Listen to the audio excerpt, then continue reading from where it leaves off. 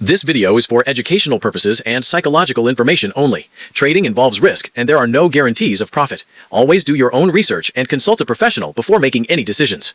क्या कभी आपने सोचा है कि जिस ट्रेड को आप अपनी जिंदगी बदलने वाला समझ रहे थे, वही ट्रेड आपकी सबसे बड़ी गिरावट की शुरुआत बन सकता है? क्या होगा अगर मैं आपको बताऊं कि मार्केट आपको इसलिए नहीं हराता क्योंकि आप अनजान हैं, बल्कि इसलिए हराता है क्योंकि आप खुद को बहुत जानने लगे हैं।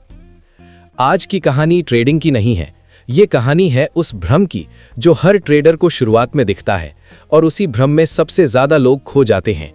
अगर आप सच सुनने के लिए तैयार हैं तो चलिए शुरू करते हैं। अध्याय 1, बस एक सही ट्रेड का भ्रम। हर ट्रेडर की यात्रा उम्मीद से शुरू होती है। जब कोई व्यक्ति पहली बार मार्केट में कदम रखता है तो उसके मन में एक गहरी कल्पना होती है कि अगर बस एक बड़ा सही ट्रेड मिल जाए तो उसकी पूरी जिंदगी बदल सकती है। वो सोचता है कि वही एक ट्रेड उसकी आर्थिक समस्याओं को खत्म कर देगा, उसे आज़ादी दिला देगा और उसे सफल बना देगा। यही सोच दरअसल ट्रेडिंग का पहला और सबसे खतरनाक जाल है। ये भ्रम ट्रेडर को ये विश्वास दिला देता है कि सफलता किसी एक मौके पर निर्भर है, जबकि सच्चाई ये है कि मार्केट में मौके तो अनगिनत होते हैं, लेकिन उन्हें सही तरीके से पकड़ने के लिए जिस मानसिक स्थिरता और अनुशासन की ज़रूरत होती है, वही सबसे ज़्यादा कमी में होती है। अक्सर लोग मान लेते हैं कि उनकी असफलता का कारण स्ट्रैटेजी है, कि शायद इंडिकेटर सही नहीं था, एंट्री गलत थी या सिस्टम अधूरा था। लेकिन ज़्यादातर मामलों में समस्या स्ट्रैटेजी की नहीं, बल्कि उस इंसान की होती है जो स्ट्रैटेजी चला रहा है। वही इंसान, वही सिस्टम, लेकिन अलग अलग दिन पर अलग फैसले लेता है क्योंकि उसका मन स्थिर नहीं रहता। कभी ज़्यादा आत्मविश्वास, कभी डर, कभी जल्दबाजी और कभी लालच उसके निर्णयों को प्रभावित करते हैं। यही वजह है कि ये अध्याय साफ तौर पर बताता है कि ट्रेडिंग स्किल से पहले सेल्फ कंट्रोल जरूरी है। चार्ट पढ़ना, पैटर्न पहचानना और सेटअप देखना तुलनात्मक रूप से आसान है, लेकिन अपने मन को पढ़ना, अपनी कमजोरियों को पहचानना और भावनाओं पर नियंत्रण रखना सबसे कठिन काम है। असली लड़ाई एंट्री से पहले नहीं, बल्कि एंट्री के बाद शुरू होती है, क्योंकि जैसे ही पैसा दांव पर लगता है, डर और लालच सक्रिय हो जाते हैं और वही भावनाएं एक अच्छे ट्रेड को भी खराब फैसले में बदल देती हैं। अध्याय 2, ऑब्जर्वेशन, जेसी की पहली ताकत। जेसी की असली शक्ति किसी जटिल इंडिकेटर, किसी गुप्त फॉर्मूले या किसी रहस्यमयी ट्रेडिंग सिस्टम में नहीं थी। उसके पास न कोई जादुई टूल था और न ही कोई ऐसी तकनीक जो दूसरों के पास उपलब्ध न हो। उसकी सबसे बड़ी ताकत थी ऑब्जर्वेशन, यानी गहरी और धैर्यपूर्ण निरीक्षण क्षमता। वो घंटों तक टेप पढ़ता था, प्राइस की हर छोटी बड़ी चाल को ध्यान से देखता था, ये समझने की कोशिश करता था कि कीमत किस इरादे से चल रही है। उसके लिए मार्केट केवल नंबरों का खेल नहीं था, बल्कि इंसानी भावनाओं का प्रतिबिंब था। वो समझता था कि हर उछाल के पीछे लालच छिपा है और हर गिरावट के पीछे डर काम कर रहा है। उसने ये सीखा था कि मार्केट की असली भाषा शब्दों में नहीं, बल्कि व्यवहार में होती है। मार्केट कुछ कहता नहीं, वो दिखाता है, और जो व्यक्ति इस व्यवहार को पढ़ना सीख जाता है, वही भीड़ से अलग सोच पाता है। जेसी जानता था कि प्राइस ही अंतिम सत्य है। कोई खबर, कोई राय या कोई विश्लेषण प्राइस से बड़ा नहीं होता। अगर प्राइस ऊपर जा रहा है तो वही सच है, और अगर नीचे गिर रहा है तो वही वास्तविकता है। उसने ये भी समझा कि भीड़ हमेशा देर से विश्वास करती है और बहुत जल्दी डर जाती है। जब तक आम लोग किसी ट्रेंड को स्वीकार करते हैं, तब तक स्मार्ट पैसा पहले ही अपनी पोजीशन बना चुका होता है, और जैसे ही थोड़ी सी अनिश्चितता आती है, वही भीड़ घबराकर बाहर निकल जाती है। जेसी की सफलता का आधार यही था, धैर्यपूर्वक देखना, समझना और भीड़ की मनोविज्ञान को पहचानकर सही समय पर निर्णय लेना। अध्याय 3, मैं समझ गया वाला अहंकार। ट्रेडिंग की दुनिया में सबसे खतरनाक वाक्य है, अब मैं मार्केट समझ गया हूं। यही वो क्षण होता है जहां से अक्सर गिरावट की शुरुआत होती है। शुरुआत में जब कोई ट्रेडर कुछ लगातार सफल ट्रेड कर लेता है, तो उसके अंदर एक सूक्ष्म लेकिन शक्तिशाली अहंकार जन्म लेने लगता है। उसे लगता है कि अब उसने मार्केट की चाल पकड़ ली है, अब वो गलती नहीं करेगा, अब हर सेटअप उसके पक्ष में जाएगा। लेकिन मार्केट कोई स्थिर पहेली नहीं है जिसे एक बार समझ लेने के बाद हमेशा के लिए हल कर लिया जाए। मार्केट बदलता है, परिस्थितियां बदलती हैं, वॉलेटिलिटी बदलती है, और सबसे ज्यादा इंसानी व्यवहार बदलता है। ओवर कॉन्फिडेंस धीरे धीरे फैसलों को प्रभावित करता है। सबसे पहले पोजीशन साइज बढ़ने लगता है क्योंकि अंदर से आवाज आती है, इस बार तो पक्का है। फिर रिस्क लिमिट टूटने लगती है, स्टॉप लॉस दूर खिसकाया जाता है या हटाया ही नहीं जाता, क्योंकि अब ट्रेडर को अपने अनुमान पर जरूरत से ज्यादा भरोसा हो चुका होता है। सिस्टम जो पहले अनुशासन का आधार था, अब हल्का पड़ने लगता है। नियमों को थोड़ा सा मोड़ा जाता है और यही थोड़ा सा आगे चलकर भारी नुकसान में बदल जाता है। सच ये है कि मार्केट टैलेंट को नहीं तोड़ता, मार्केट अहंकार को तोड़ता है। एक विनम्र ट्रेडर नुकसान से सीखता है, जबकि एक अहंकारी ट्रेडर नुकसान को स्वीकार नहीं करता। मार्केट हर दिन ये याद दिलाता है कि यहाँ कोई भी स्थायी विजेता नहीं है। जो भी खुद को अजेय समझने लगता है, उसे मार्केट वास्तविकता का कठोर सबक सिखा देता है। इसलिए असली महारत मार्केट को समझने में नहीं, बल्कि खुद के अहंकार को नियंत्रित करने में है। अध्याय 4। मार्केट सही होने का नहीं, अनुशासन का इनाम देता है।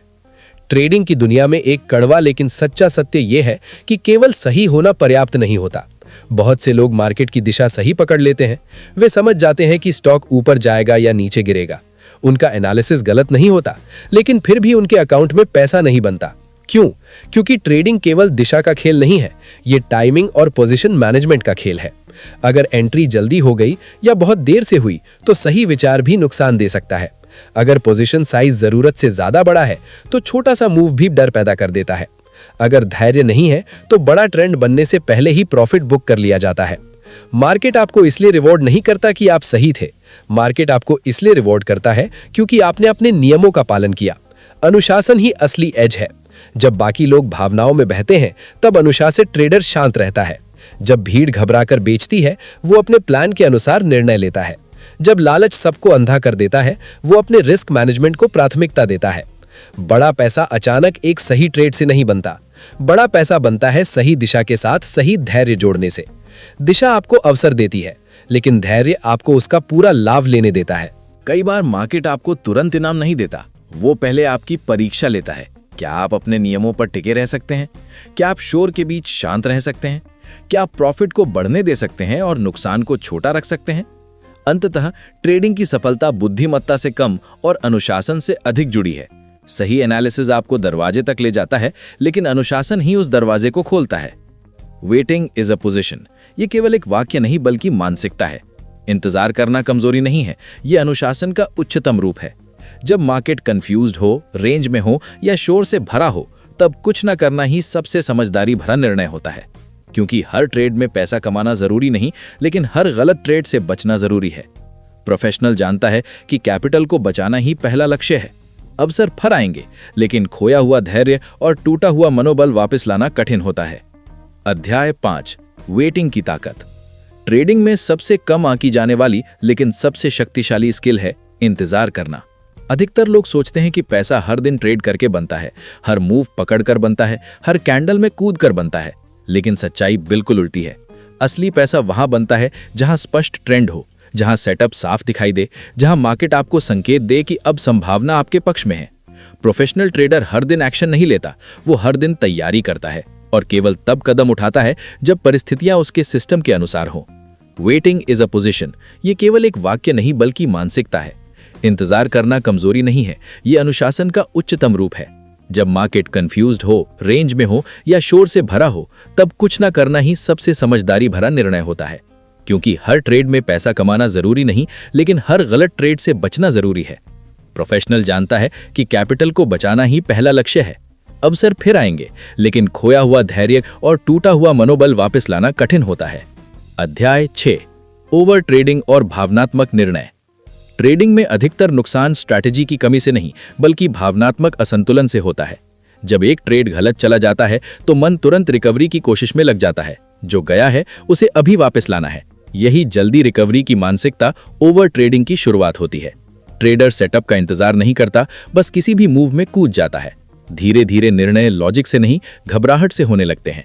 मार्केट तब दुश्मन जैसा लगने लगता है और ट्रेडिंग एक प्रोफेशन नहीं बल्कि जंग बन जाती है।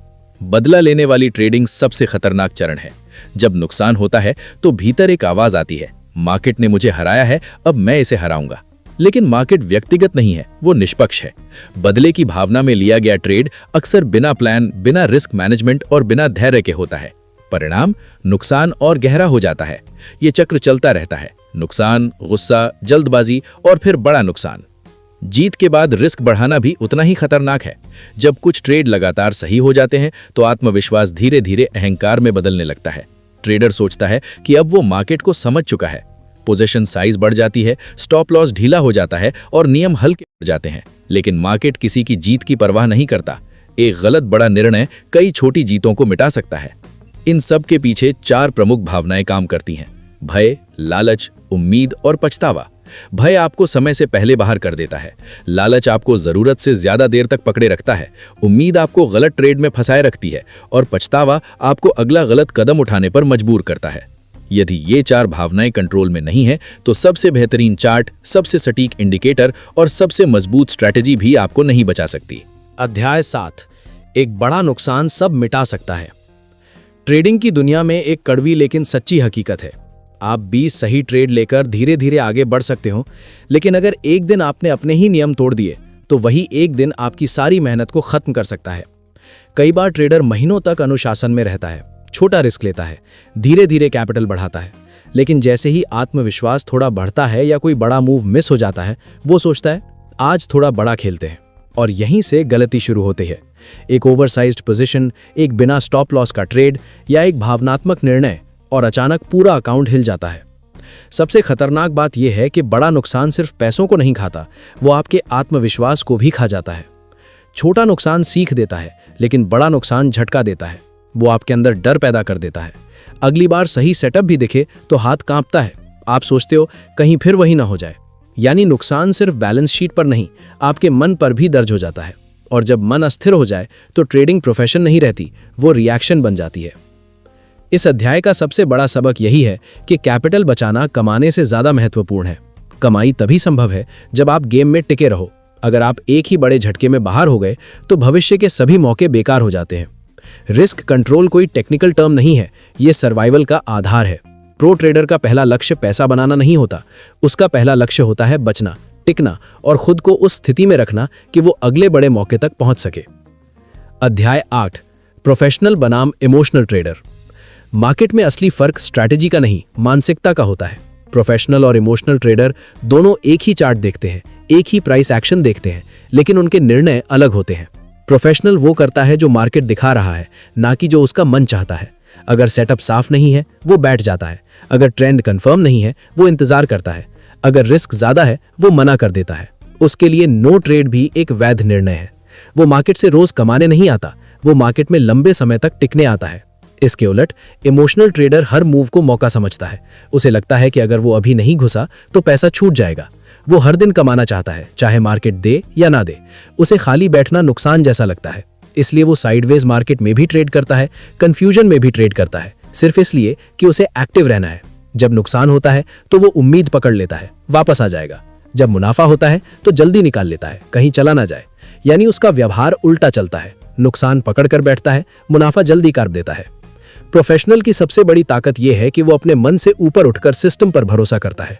वो जानता है कि हर दिन उसका दिन नहीं होगा, लेकिन जब उसका दिन आएगा तब उसे तैयार रहना है। इमोशनल ट्रेडर का फोकस रिजल्ट पर होता है, प्रोफेशनल का फोकस प्रक्रिया पर। इमोशनल ट्रेडर हर ट्रेड में खुद को साबित करना चाहता है, प्रोफेशनल हर ट्रेड में खुद को कंट्रोल करना चाहता है। अध्याय 10, बड़ा पैसा बड़े मूव में। मार्केट में असली दौलत छोटे छोटे उतार चढ़ाव में नहीं बनती, बल्कि उन बड़े मूव्स में बनती है जहां ट्रेंड अपनी पूरी ताकत के साथ आगे बढ़ रहा होता है। छोटे शोर, हर 5-10 मिनट की हलचल या मामूली ब्रेकआउट्स में उलझकर ट्रेडर अक्सर थक जाता है, लेकिन उसका अकाउंट नहीं बढ़ता। बड़ा पैसा fat part of the move में बनता है, यानी उस हिस्से में जहां ट्रेंड साफ हो चुका हो, दिशा कंफर्म हो चुकी हो और मार्केट खुद अपनी ताकत दिखा चुका हो। लेकिन उस हिस्से तक पहुंचने के लिए सिर्फ सही एंट्री नहीं, बल्कि सही धैर्य चाहिए। ज्यादातर लोग एंट्री तो ठीक ले लेते हैं, लेकिन बैठ नहीं पाते। जैसे ही थोड़ा सा मुनाफा दिखता है, मन कहता है निकाल लो, कहीं वापस ना चला जाए, और वे जल्दी प्रॉफिट बुक कर लेते हैं। फिर वही ट्रेड आगे कहीं गुना चलता है और वे बाहर खड़े देखते रह जाते हैं। दूसरी तरफ जब ट्रेड गलत जाता है तब वे उम्मीद पकड़ लेते हैं, रुको वापस आ जाएगा, यानी नुकसान में धैर्य और मुनाफे में अधैर्य। यही उल्टा दिमाग है जो अकाउंट को धीरे धीरे खत्म करता है। सच ये है कि मार्केट में बड़ी कमाई कम फैसलों से होती है, ज्यादा फैसलों से नहीं। जब ट्रेंड साफ हो, जब दिशा मजबूत हो और जब आपका सेटअप वैलिड हो, तब पोजीशन लेकर बैठना ही असली स्किल है। बैठना आसान शब्द है, लेकिन सबसे कठिन काम है, क्योंकि इसमें आपको अपने डर से लड़ना पड़ता है। हर छोटी गिरावट पर घबराना नहीं, हर छोटे पुल बैक पर शक नहीं करना और हर छोटी खबर पर निर्णय नहीं बदलना। यही प्रोफेशनल का खेल है। बड़ा पैसा तभी बनता है जब आप मार्केट को समय देते हैं, ट्रेंड को विकसित होने का मौका देते हैं, अपने सिस्टम पर भरोसा रखते हैं।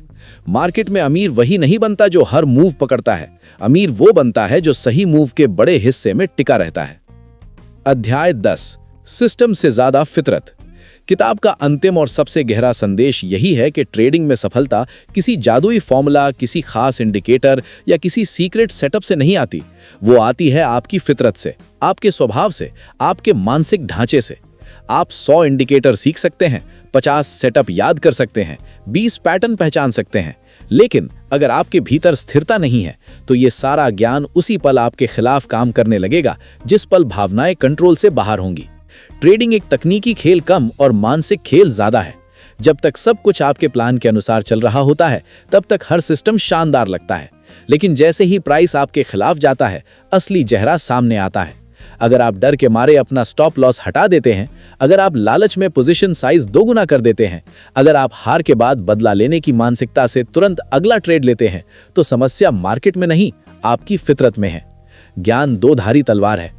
अगर अनुशासन है तो वही ज्ञान आपको बढ़ाता है, लेकिन अगर अनुशासन नहीं है तो वही ज्ञान आपको अपने फैसलों को जस्टिफाई करने का साधन दे देता है। आप हर गलत ट्रेड के लिए कोई ना कोई लॉजिक ढूंढ लेते हैं, हर रिस्क बढ़ाने के लिए कोई कारण मिल जाता है, और धीरे धीरे आप सिस्टम नहीं चला रहे होते, आपकी भावनाएं सिस्टम चला रही होती हैं। यही कारण है कि सफल ट्रेडर और असफल ट्रेडर के बीच का अंतर अक्सर जानकारी का नहीं, व्यवहार का होता है। सफल ट्रेडर कम जानता हुआ भी टिक सकता है क्योंकि वो खुद को कंट्रोल करता है। असफल ट्रेडर बहुत जानता हुआ भी गिर सकता है क्योंकि वो खुद को कंट्रोल नहीं कर पाता।